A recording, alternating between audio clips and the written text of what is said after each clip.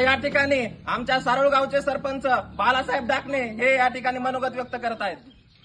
जोपर्यंत पंकजाताई मुंडेला राज्यसभेवर वर्णी लागत नाही तोपर्यंत भाजपला मतदान सारोळ ग्रामपंचायतच्या वतीनं आणि सर्वानुमत ठरावानं त्याशिवाय मतदान होणार नाही। हे सर्वानुमते मंजूर करण्यात आलं आहे।